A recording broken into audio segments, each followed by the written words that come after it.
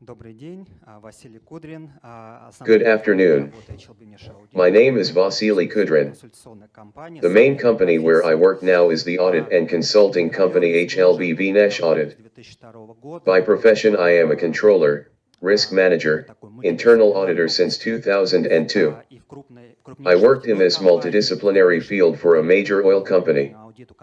I was also the director of internal audit and control of the largest retail company in Russia and Eastern Europe. I have also worked for two consulting companies, including Ernst & Young as a senior manager, head of business. For the past 3 years, I have been actively involved in the digital financial asset area. This is the second company where I work. It's called Librian. What it is? Maybe there is someone who is not yet in the know. These are financial assets that are based on the blockchain. Everyone knows Bitcoin. Someone also knows Ethereum. But in fact there were already tens of thousands of projects. And now approximately 2,000 projects are actual in the world. At the same time, a new direction is factually on growth.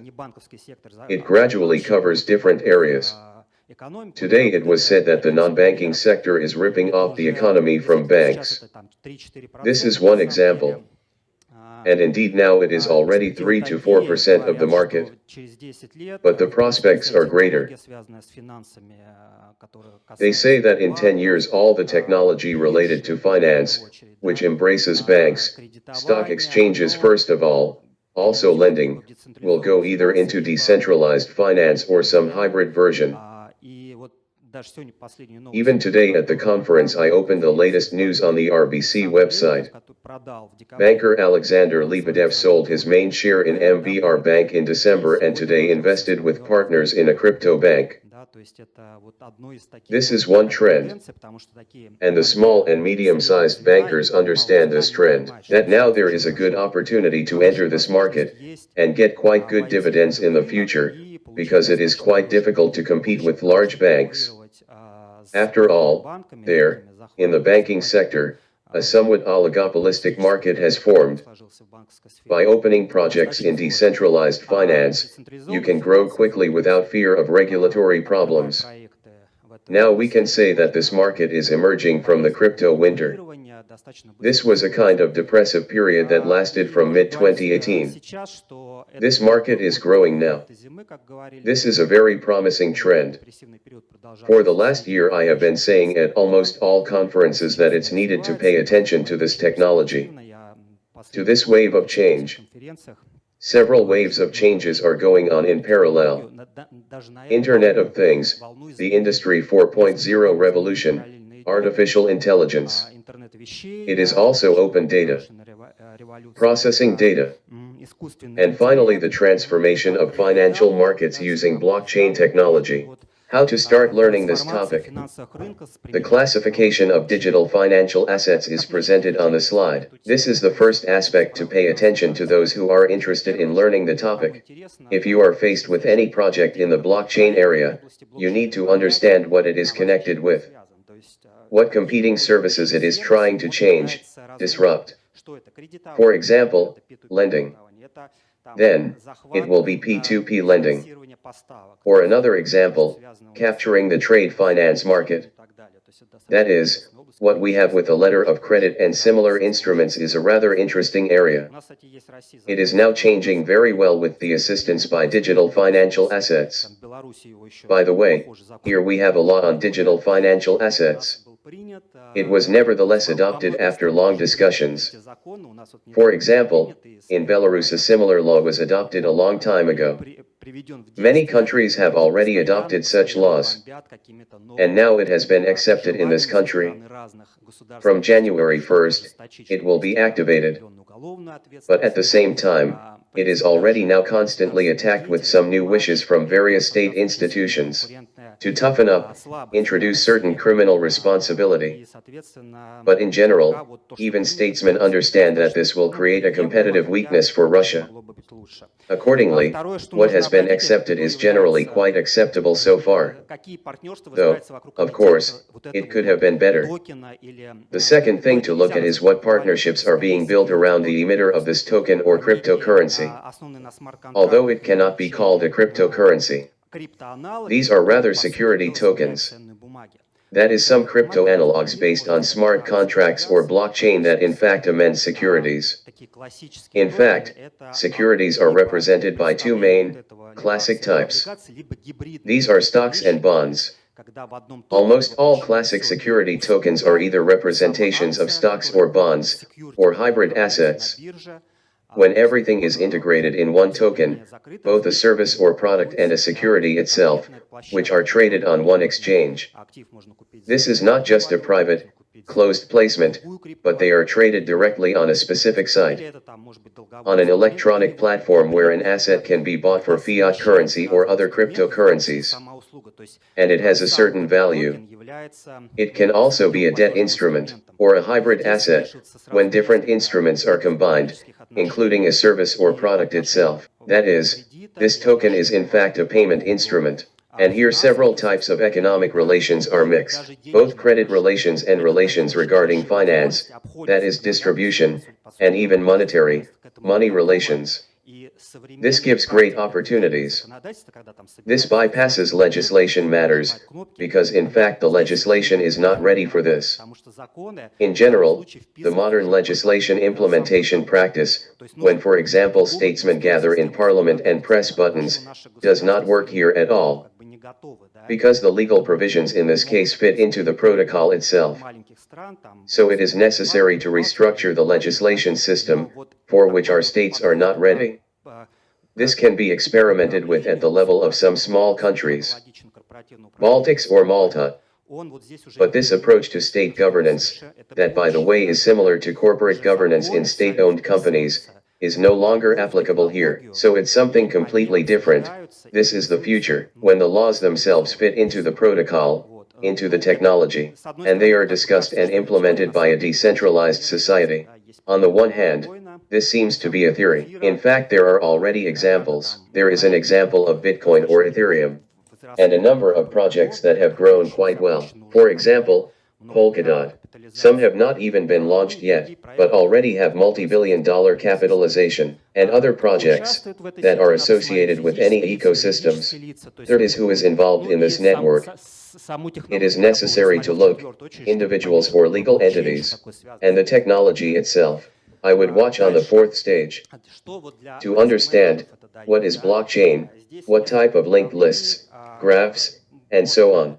Further, what does it do for risk managers? There are several directions here. You can work in banks, work in financial institutions.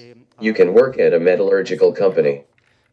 For example, in Norilsk Nickel, where Atomis project is currently being developed, which is associated with the tokenization of metals. What can a risk manager look at? Is the company acquiring any digital financial assets? This is the first aspect. If so, what are the risks? Secondly, what organizations' customers are associated with digital financial assets? It also relates to certain risks. Not only if the organization has bought a lot of financial assets, but also if its client has bought. This also carries risk. Third, you need to watch how digital financial assets are transforming your business. Information for those working in banks. This is a big enough risk. In general, this can greatly disrupt medium-sized or small banks, and even influence some large banks, because it takes away clients, markets, and so on. It introduces in fact the area that are not achievable for some banks. It is also a specific solution that is based on the blockchain for a risk management department itself. Especially, if it is a large organization, you can use the blockchain in order to build certain control and risk management systems. Next is security and safety. Blockchain is generally good at providing security on its own. It is a control tool that ensures security and safety. Next is the impact on operating processes, for example lending or insurance. There are several insurance projects that are being tested today. For example, Ethereum or Medi shares. Or for example PAL network, These projects are connected with the fact that a decentralized network is being built, when in fact people insure themselves, each other, or for example vouch for me, when one person guarantees for another, and for this the individual receives a discount on insurance plans. And accordingly, if something goes wrong there, the individual receives a certain penalty. Decentralized networks are being built, and they are already quite good projects that take the market away from insurance companies. Next is about separate controls and different releases. In principle, banks and financial institutions themselves can buy digital financial assets and embed them into their work. If they don't, they are simply missing out on opportunities. About risk management approach. I developed my own methodology while working at Librian, where we evaluate clients, evaluate projects according to a specific methodology that includes 3 levels. This is the aim, or purpose. And this is people. Here we evaluate the idea of the project, and then we evaluate the team behind this project. And further, the infrastructure. These are processes, these are some constituent elements of the project, which are below. What is performed by people? If we look at existing trends and tendencies that carry different risks, we can distinguish 4 blocks that play a certain role in market formation. This is a work of a state. For instance, a state can play a prohibitive role. Moreover, most large countries do so. Or conversely a supporting role. Most small states do this. But I'm not talking about countries like North Korea or Turkmenistan, where this is generally an irrelevant topic, and for example in the Baltics, an auxiliary role. We take large countries, for example Russia or USA. There is rather a proactive role. In the US there is an interesting effect. Because on the one hand there is a proactive role, on the other hand, if an ecosystem is really decentralized then they cannot bother it. And then practically a digital financial asset is not considered a security. And there have already been several projects of this kind, so the rules of the game are more or less obvious there. And there are countries where they simply prohibit and try to stop any project. The role of major players. Everyone is waiting for big players to enter this market, and now they are already entering. Large companies in China, in Japan long time ago, South Korea. We also have, Norilsk nickel can be really a good example, although it is also unclear whether the project starts there or not. But nonetheless, next is a block that is associated with human fears and desires. Some people are afraid that they are missing something. Therefore certain risks are appeared. Especially when a hype rises. For example, another rise in Bitcoin, and everyone starts buying it. Then it falls. Here is the risk and is actualized. There is also a lack of competencies here. In particular, lack of competence in risk management, understanding that in general it's all about the same. It's about finance. These are the same risks that the economy has been talking about for a long time. You need to understand that there is no money out of thin air. There is factually no helicopter, airdrop money. There is a definite economic basis behind every action. You need to look at what kind of company it is, what kind of team it is. Does the team has ideas? And so on. Based on results of this approach, a risk map has been developed. I have 4 categories of risks in it. This is idea and strategy. This is all about compliance risks, compliance and transparency. This is team and motivation, that is, it is the human factor. And fourth, these are the processes and operations themselves. This is a map of 4 risk categories. Each one has several broad risk groups. Within these groups, we consider different activity aspects of a particular digital financial asset. When we consider compliance risks, we need to talk about legislation. Rulemaking on digital financial assets is already quite active in different countries, and in some it is well developed. For example, in Liechtenstein, the legislation is very good there, and it is very well embodied into activities of professional communities. There is a professional recharge from below. Here's a very good example. Today we talked about the COSO, Commission of the Sponsoring Organization's methodology regarding risk appetite, which was issued by COSO in May.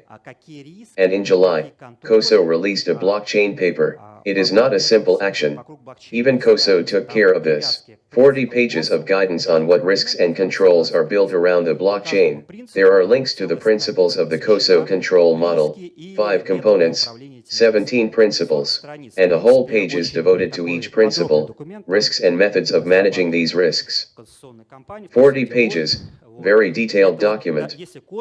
It was developed with the participation of advisory companies, including Deloitte. If COSO has come to this, it is serious and actual. 3 years ago, when the crypto hype was happening, one could still say that this was some kind of pandemic story, mass fever. Then there was a kind of pandemic when Bitcoin rose. I remember back then I had 3 Bitcoins there, and Bitcoin was $3,000 in October, then it jumped all the way to $20,000, and then it fell, and now it costs $10,700, so it hasn't collapsed, though those times, it seemed that it was not normal. And there, 7 years ago, I first told my anti-fraud and internal audit colleagues what Bitcoin is. They then said that it was definitely a scam and they would never do it, and they still don't learn on it, and in 10 years it will be already missed opportunities. Please understand that this is not something ephemeral. This is, in principle, a completely understandable technology that allows for better control of large systems. When decentralization becomes effective, and when big players can get good benefits, when individual participants can get good benefits, and in principle, the system becomes more stable. Therefore, this is the future. I'll tell you about compliance risks. This is the kind of checklist that I developed. 4 areas: investors, data, money operations, state institutions. 4 risk groups. What should you pay attention to in the project? Firstly, classification of investors. Investors are very poorly classified in practice. Almost all digital financial assets attract any investor, and this in common is prohibited in traditional regulation. There are retail investors, there are institutional investors, qualified, unqualified. Our company does not attract retail investors to venture projects at all, because this is a violation of established rules, and otherwise so most digital financial asset issuers do this. And as a result, then state men come to them, they are found, arrested and, accordingly, the project falls to zero. Second is data. Typical risks are associated with data breaches. In cash operations, money laundering, digital finance can be used for money laundering. A famous case from the past, BTC exchange. This was a famous example. Then they found the person. He was engaged in the founding of the exchange. The exchange itself was very good and efficient, but a lot of money was chased through it, for laundering. Yes, they found him. The main goal is to find participants, who establishes the exchange. It was not a decentralized project back then. Namely, an ordinary cryptocurrency exchange. Accordingly, they are still being tried.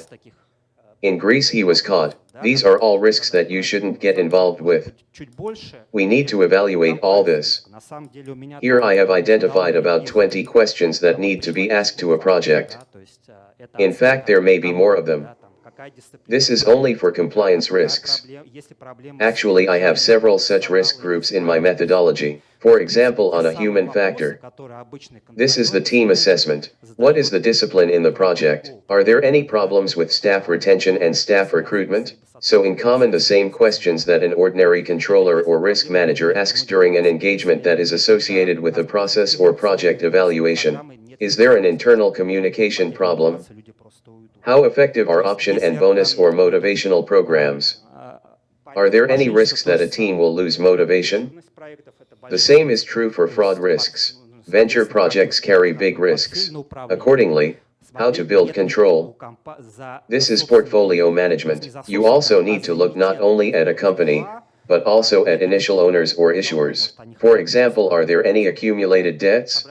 Maybe they want, frankly speaking, to raise money, close their old debts and leave. This is also a risk. Next is market agitation. Is there some kind of upturn in the market right now, which could lead to the fact that we make an ineffective purchase of an asset that will fall? We talked about rating business today. There were some rating projects that issued their tokens. They had a high capitalization in the beginning. I remember that capitalization of one project increased to $600 million. This was just a site on which various crypto projects were rated. Now its capitalization is 14 million. So those who bought at levels at 600 million, they've lost almost everything by now. This is a consequence of just market agitation, a certain hype. This needs to be evaluated. Next matter is about conflict of interest, a very typical situation. Any crypto asset exchanges, non-decentralized, provide services both as an underwriter, so they help the project take off on its own platform, and as a trading organizer. They also provide some kind of advisory services, and even investment consulting services at the same time. This is just a typical violation of all the traditional principles of professional participation in stock markets. And it all happens very easily for them. They think it's kind of normal, because now the money is coming. But, in fact, this is a conflict of interest. This is a problem for clients, for investors. Those who invested in digital assets placed on such exchanges simply lost later. There is in general a lot going on that was on the stock markets in the 80s. Let's recall the Wolf of Wall Street movie. The story of brokers who took some junk sheet, warmed it up, and then brought it down. This is a typical 80s situation when working with pink sheets. Now the same thing is happening now and is still happening on some Chinese exchanges. In 2018, it was an expanding practice in the 18th year, and many wanted to make some money from this. Someone earned, and someone went bankrupt. About risk assessment approach, also the methodology that I developed. Several steps. What is the peculiarity here? The difference from other typical methodologies. Scoring plays a big role here. Scoring is when we put down marks. And scoring is very important to tie to the project leaders. So it is important to evaluate not only a project itself, but also project leaders. Specific people who are executing the project, because, I repeat, there can be debts behind them. Bad credit may be behind them. There may be a bad story behind them in general, a generally bad story. It may even be just non-existent people, that is, people are represented on a website, but they simply do not exist. Or they exist physically, but in reality the project is not in their attention, just their faces are presented. It is a typical story.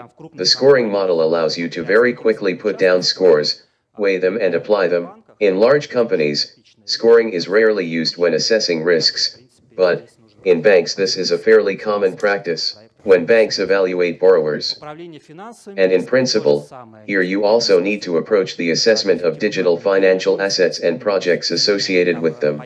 Financial risk management. Same thing, several risks. This is effective cash management. Falling property value. For example, when a digital financial asset is tied to a physical asset, such as gold. Gold, however, has grown well lately, but now it has dropped a little. Basically, you need to understand that there is market risk. Or for instance, when an asset is linked to land. Nowadays many digital projects are developing in real estate area. When a token is simultaneously tied to the value of assets that belong to companies that are included in the perimeter of this project, and also to the shares of this company. So 50% depends on the value of the assets themselves, and another 50% depends on the business success. We are developing such hybrid tokens. This is a very good thing, because it allows both to develop when the token can grow, and not to fall much. Since a digital asset is to be tied specifically to some stable physical asset, for example, palladium, it has grown now, its value is about $2,200 an ounce now. Gold. $1,800 per ounce. Land, commercial property, residential property that can be rented out. These are all very good examples. Why does a digital financial asset work here? Because you can combine Make synthesis. In traditional finance, this is a complex financial structuring. You need to go through certain stages of approval process there. And it is enough to describe digital financial assets, develop smart contracts, and issue them. And the main thing is that the system is transparent. And as a matter of fact, an attempt to withdraw an asset is immediately an obvious criminal offense. No one goes to this.